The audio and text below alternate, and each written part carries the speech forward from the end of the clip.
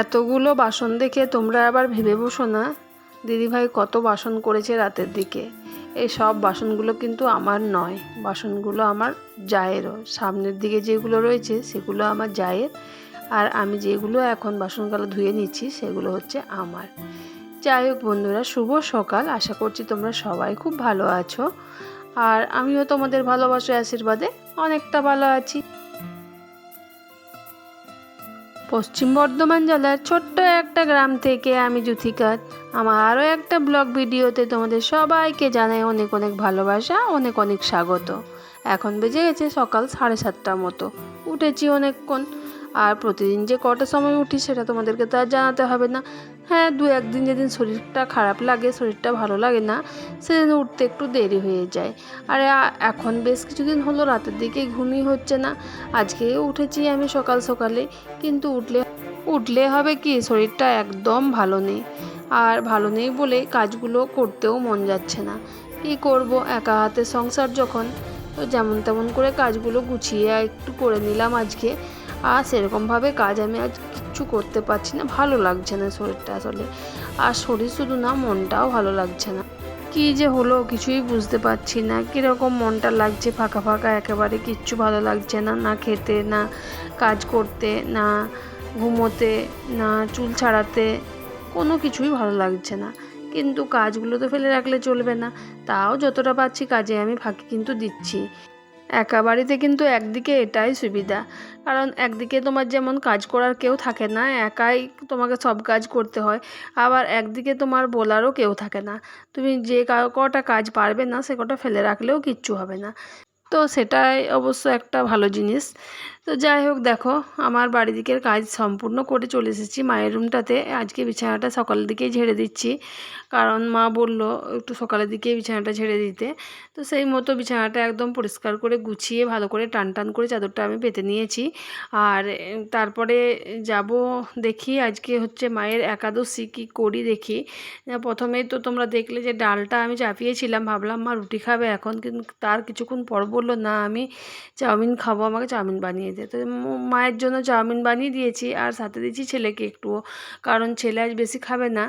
আর ওই যে ছোটো প্লেটটা দেখছো ওটাতেই ছেলেকে দেবো, কারণ ছেলে যাবে আজকে নেমন্তন্ন আছে, সে নেমন্তন্ন খেতে যাবে, ওই জন্য বেরোচ্ছে এখনও। মানে ওকে বললাম তাড়াতাড়ির মধ্যে একটু খেয়ে দেয়া, কারণ কত দেরি হবে খেতে কে জানি।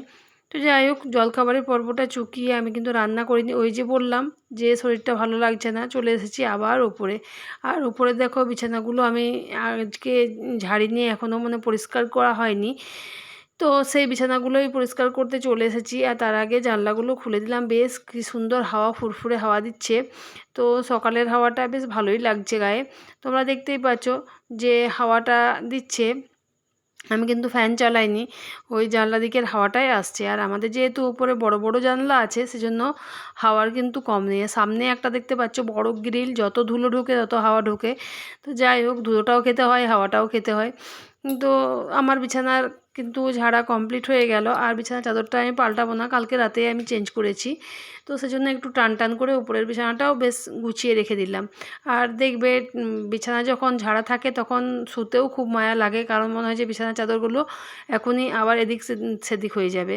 তো একটু মায়া লাগে, কিন্তু লাগলে চলবে না, আবার পাততে হবে। তো যাই হোক, দেখো বাসনগুলো তো অনেকক্ষণ আগে আমি ধুয়ে নিয়েছি, কিন্তু ওই দিকে রেখে চলে এসেছিলাম, আর সেটা এখন এসে সামনের দিকে রেখে দিলাম। তো আজকে মনটা খারাপ এই জন্যই, মা বাবার জন্য মনটা খারাপ লাগছে। সেজন্যই একটা কথা প্রবাদ আছে যে থাকিতে পিতামাতা করিও যতন, হারাইলে বুঝিবে সেদিন হারিয়েছ রতন। তো কি করব, মেয়েদের তো কোনো উপায় থাকে না যে মা বাবার প্রতি কোনো কর্তব্য ঠিকমতো করার, কারণ যেহেতু অন্য বাড়ি, তারপরে অন্যজনার মত থাকে। আর নিজে যদি একটা কিছু ইনকাম করা হয় তো সেটাতে তো আলাদা একটা জোর থাকে মা বাবার উপর। তো বাবাকে তো অনেক দিন আগেই হারিয়েছি, তো মা আছে। আর মনটা খারাপ লাগছে একটু, তোমরা নিশ্চয়ই সবাই বুঝবে। তো তোমাদেরও মা বাবা আছে, বা যারা মা বাবাকে হারিয়েছো তারাও বুঝবে। তো মনটা কী জন্য খারাপ লাগছে আর ভালো করে বোঝাতে পারছি না, কারণ কি একটা মনের ভিতর উথাল পাথাল চলছে আমার। যাই হোক, মা বাবাকেই ওটা বলা যায়। তো ঠিক আছে, যাই হোক, সব কাজ কমপ্লিট করে ওপরে চলে এসেছি। আর ওপরের আমি একটা জিনিস খুঁজে পাচ্ছিলাম না, মানে আমার যে টর্চে চার্জারটা ছিল সেটা খুঁজে পাচ্ছিলাম না। তো এই টেবিলের উপর অনেকখানি কাপড় রাখা ছিল, তো সেই কাপড়গুলো আমি সরিয়ে দেখলাম টেবিলটাতেও নেই। আর তারপরে যখন আমি উপরে ছিলাম, পাশের বাড়ি দিদি এসেছিলো। তো আজকে তো 19শে জ্যৈষ্ঠ লোকনাথ বাবার তিরোধাম দিবস, তো সেজন্য দিদিদের বাড়িতে ভোগ হয়। তো সেজন্য দিদি প্রসাদ দিয়ে গেছে এখানে। আর এখানে ক্ষীর খিচুড়ি দিয়ে গেছে, ভাজা, চাটনি, আর আসল প্রসাদটা হলো এই যে মিচড়ি দানা।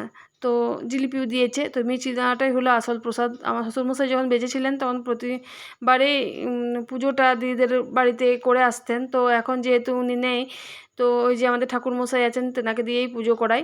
তো যাই হোক, দেখো একেবারে খাবারটা খেয়ে আমি কিন্তু সন্ধ্যের দিকে একেবারে তোমাদের সাথে কথা বলছি। তোমাদেরকে এই কারণেই দেখাচ্ছি, তোমাদের দাদাভাই কতগুলো নিয়ে এসেছে করলা, আর আমার তো মাথা গরম একেবারে। তো এত পরিমাণে সবজি আনছে, সবজিতে বিরক্ত ধরে গেছে সবজি খেতে খেতে। তো সেজন্য ভেবেছি যে আজকে রাতের দিকে করলাই ভেজে দেবো, করলা দিয়েই ওই ভাত খাবে। তো সেজন্য দেখো একটা কাটতেও শুরু করে দিয়েছিলাম। আমাদেরকে বলছে তোমরা রুটি দিয়ে খাবে না, আমরা বললাম না আমরা রুটি দিয়ে খাবো না, তো তুমি এই খাও, ভাত তো রাখা আছে, একটু সবজি রাখা আছে, করলা একটু ভেজে দেবো, তো তাতেই খেয়ে নেবে, ওর কোনো জ্বালা নেই। তো আরও বেশি রাগে আমি করলাগুলো ভেজে দিচ্ছি যাতে ও খায়। আর কারণ এগুলো যদি কালকে রাখি তো আবার পেকে যাবে। পটল, তারপরে করলা, এগুলো, তারপরে তোমার বরবটি, এগুলো রেখে দিলে পেকে যায়। তো সেজন্য দেখো অনেকটা আমি করলা কেটে নিয়েছি, মাকেও একটু রুটির সাথে দেবো, যে তোমার সুগার আছে আর ও খাবে। তো যাই হোক বন্ধুরা, আজকের ভিডিওটা আমার এই পর্যন্তই। তো তোমরা ভালো থেকো, সুস্থ থেকো। তো দেখা হচ্ছে নেক্সট ব্লগে।